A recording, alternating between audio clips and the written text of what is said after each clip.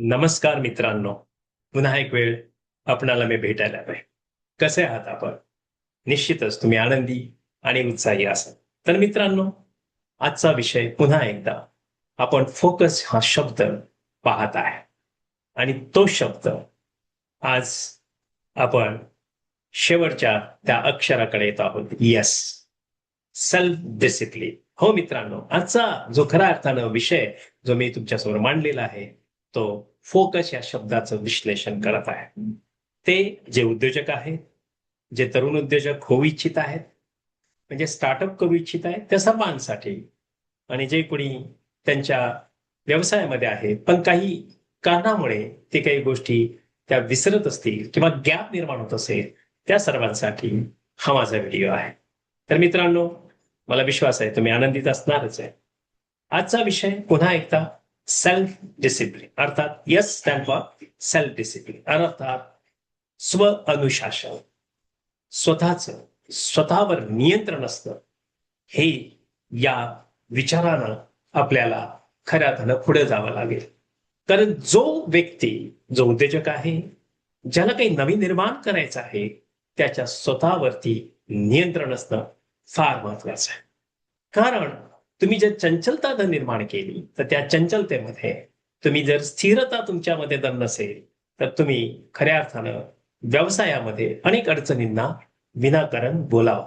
Right? तेव्हा मित्रांनो, सगळ्यात महत्वाची गोष्ट आहे, आपल्या जीवनावरती आपलं नियंत्रण मिळवायचं असेल तर आपल्याला स्वतःला स्व अनुशासन पाळावं लागेल.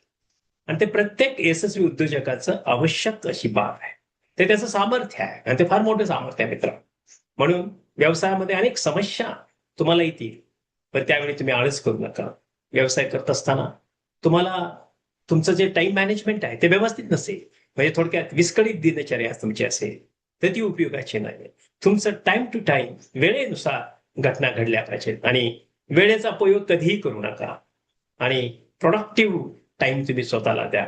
आणि त्याच पद्धतीने तुमचं जे मोबाईल असेल, डिजिटल असेल, तर त्याचा वापर हा तुमच्या व्यवसायासाठी कशा पद्धतीने वापरता येईल त्यासाठी तुम्ही जास्त विचार करा आणि बाकीच्या गोष्टीकडे कमी लक्ष द्या. अर्थात एंटरटेनमेंट ज्या गोष्टी आहेत त्या थोड्या वेळ असाव्यात, पण ते जास्त वेळ असेल तर तुमच्या व्यवसायामध्ये तुम्हाला निर्णय घेताना अडचणी निर्माण होऊ शकतात, कारण तुम्ही वेळ देऊ नाही शकणार आणि म्हणून अस्थिरता निर्माण होऊ शकते. त्यामुळे जबाबदारी टाळणे आणि या सर्व गोष्टींमुळे होतं काय, की तुम्हाला तुमच्या व्यवसायावरती अनेक समस्या निर्माण करण्याची तुम्ही संधी देत असता.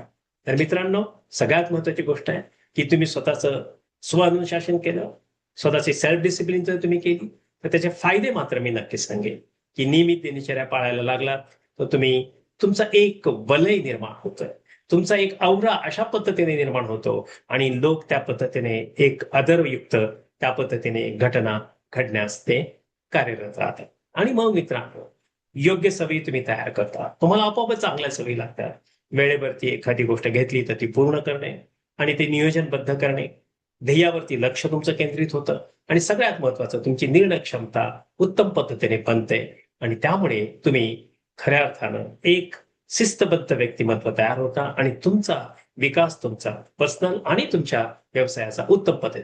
व शिस्त असलेली लोक त्यांची क्षमता ही विकसित होत असते आणि ज्याची शिस्त नसते त्यांची क्षमता विकसित होत नाही मित्रांनो. म्हणून शिस्तबद्ध कोणी सामान्य व्यक्ती जरी असेल तर तो असामान्य यश प्राप्त करतो. म्हणून नेहमी लक्षात ठेवा, तो स्वतःला जिंकतो तो जीवनात खऱ्या अर्थानं जिंकतो. तर काय मित्रांनो, आजचा हा विचार तुम्हाला नक्कीच आवडला असेल.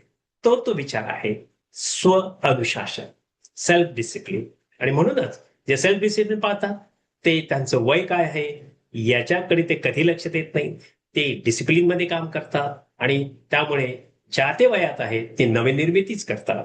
तेव्हा तुम्हा कोणाला अडचण असेल तुमच्या या पर्सनॅलिटीच्या चॅलेंजेसमध्ये तर आमच्याशी अवश्य संपर्क करा. आमचा नंबर आहे 7768981355 आणि आम्ही मेंटरिंग, कोचिंग, काउन्सिलिंग आणि ट्रेनिंग या विभागामध्ये मोठ्या प्रमाणामध्ये आम्ही काम करतो आहोत.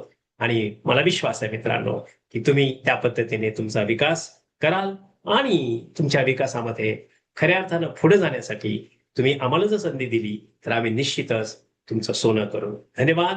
तुम्ही आमचा व्हिडिओ पाहत आहात, ऐकत आहात आणि आम्हाला तुम्ही सबस्क्राईब करत आहात.